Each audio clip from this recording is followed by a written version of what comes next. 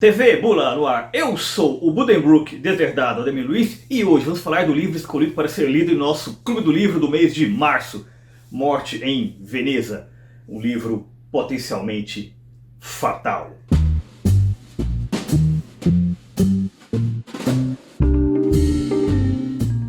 Primeira coisa, Morte em Veneza é uma obra-prima incontestável, talvez uma das melhores novelas de todos os tempos, esse gênero que às vezes é difícil de definir, que fica ali entre o romance e o conto. E claro, foi escrito pelo mestre Thomas Mann, que também todo mundo sabe, tem um pezinho aqui no Brasil. A mãe dele era brasileira, a famosa Júlia da Silva Bruns. E essa origem dele, essa ascendência brasileira dele, muitas vezes aparece em sua obra, inclusive aqui no Tony Kruger, né, que é um texto que geralmente, nas edições em português brasileiras, né, vem junto com Morte em Veneza. E nessa biografia aqui do Thomas Mann, escrita pelo Donald Prater, fala que ele era uma figura muito fácil de ser admirada, mas difícil de se gostar. Mas não vamos tão longe. Vamos perguntar quem é Thomas Mann para quem realmente sabe. Alexia, quem é Thomas Mann? O Thomas Mann foi um escritor, romancista, ensaísta, contista e crítico social do Império Alemão. Tendo recebido o Nobel de Literatura de 1929, é considerado um dos maiores romancistas do século XX. Irmão mais novo do também romancista Heinrich Mann, Thomas Mann teve 6 filhos: o escritor Klaus, a atriz Erika, o historiador Bolo Mann, a ensaísta Monica Mann, o violinista e literato Michael Thomas Mann e a cientista Elizabeth Mann. É muito Mann. Thomas Mann, Superman.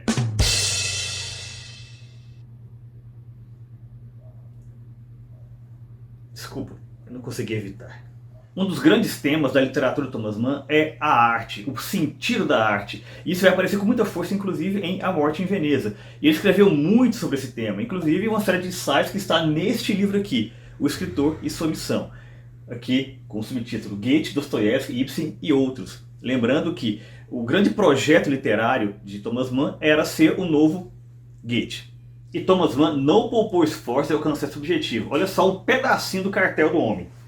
Os Buddenbrooks, livrão de estreia, livrão literalmente, que até lhe deu o Nobel de Literatura. Doutor Fausto, em que ele, óbvio, dialoga com Goethe. A Montanha Mágica. Mário Mágico. Carlota em Weimar, em que de novo ele dialoga com Goethe. Apesar disso tudo e muito mais, o crítico austríaco radicado no Brasil, Otto Maria Capô, declarou com todas as letras que Thomas Mann era o maior dos escritores de segunda classe. Oh! Gritos, ranger de dentes. O que significa isso, meu caro Otto?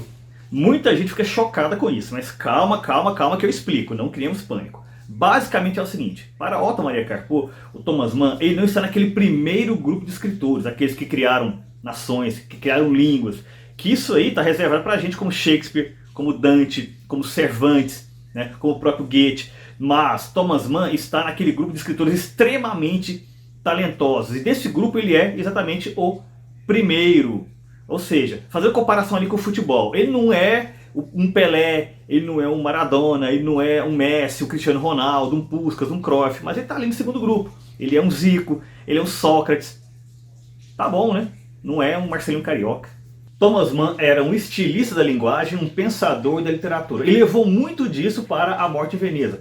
Não é por acaso que o protagonista, o escritor Gustav von Aschenbach, para muita gente, para muitos críticos, não é exatamente um personagem autobiográfico, não é isso. Mas ele é uma espécie de alter ego de Thomas Mann. E quem leu a biografia que eu já comentei, Donald Prater, aquela em que o autor fala que é muito fácil admirar Thomas Mann, mas difícil gostar dele, sabe do que eu estou falando com relação a essa semelhança entre ele e o Gustav von Aschenbach. Sobretudo com relação a, digamos, algumas particularidades, né, de preferências, enfim, que ele teria, né? Ratinho, Mas fiquemos com a obra. E em se tratando de obra, na minha opinião, A Morte em Veneza é o momento da trajetória literária de Thomas Mann em que ele melhor conseguiu controlar tanto a sua habilidade narrativa quanto a sua capacidade de expressar ideias complexas dentro de um enredo. Simbolicamente, dentro do contexto dos personagens, né? Depende muito de como ele trabalha a trama. Ele costumava dizer que se você escrever uma página por dia, no final do ano, claro, vai ter um livro ali bastante volumoso. Só que De vez em quando se perde o controle. Mas muitas vezes tem um final feliz. Por exemplo, Montanha Mágica. O romance Montanha Mágica começou como um conto. O que aconteceu? Ele perdeu literalmente o controle da narrativa, escreveu. Ao resultado aqui, um livrão bastante, né, considerável. Mas em A Morte de Veneza não. Cada linha conta.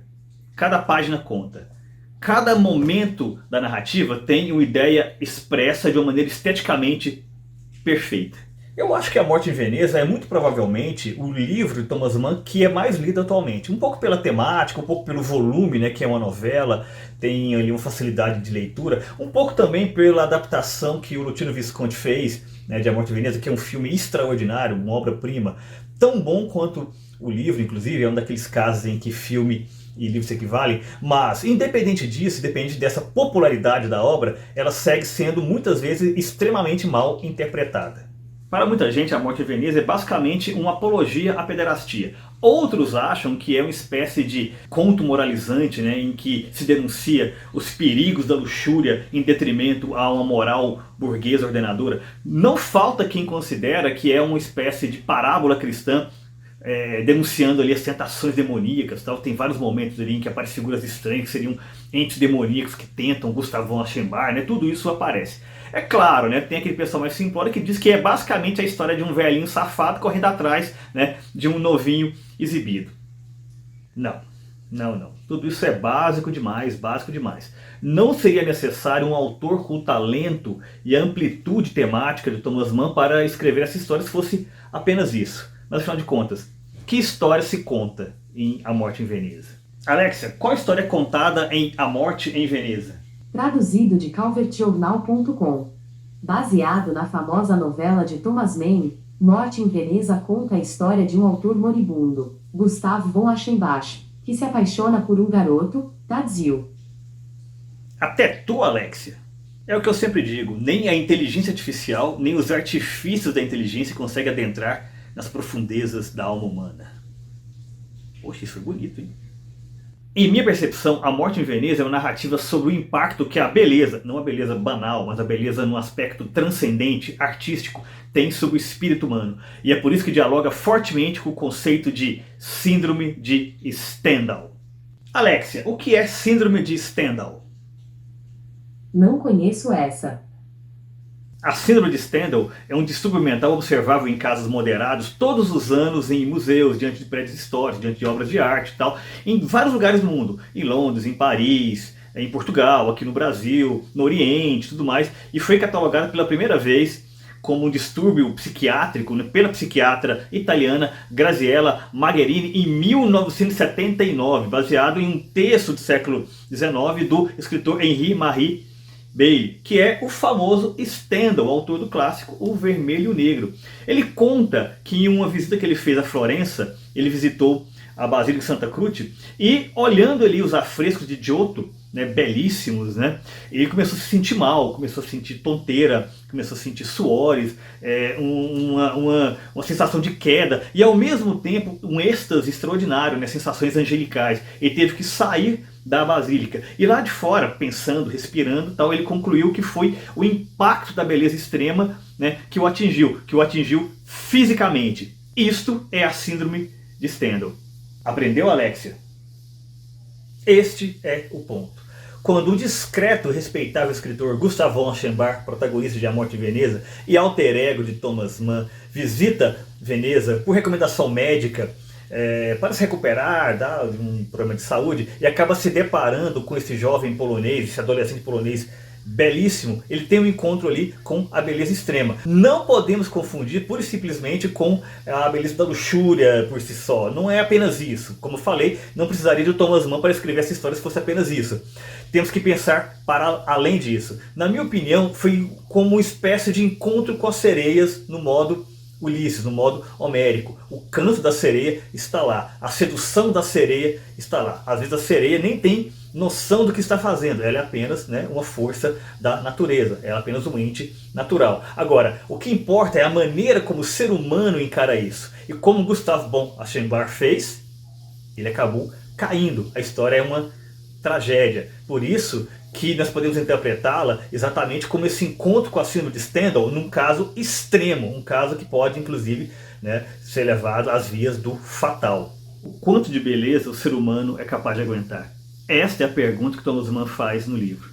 Gustav von Aschenbach olhou para a beleza extrema e, impactado por essa grande beleza, perdeu a sua personalidade. Foi se degradando, tornou-se o que mais execrava. E, ao final de tudo, morto numa praia, maquiado como um dandy ridículo, ele percebeu que o que aconteceu com ele foi o seguinte: ele olhou para o abismo olhou de volta.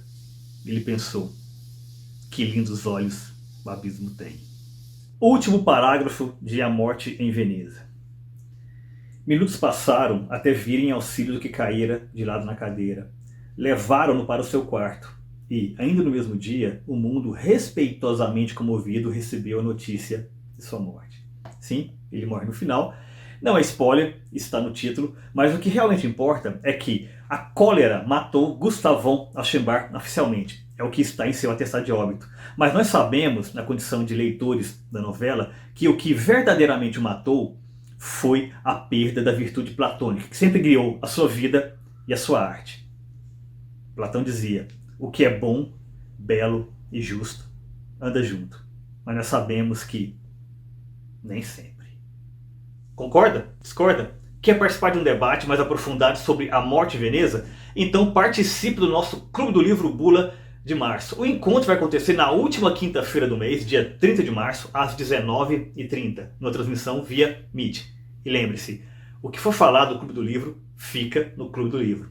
Igual Las Vegas. Igual Veneza também, né?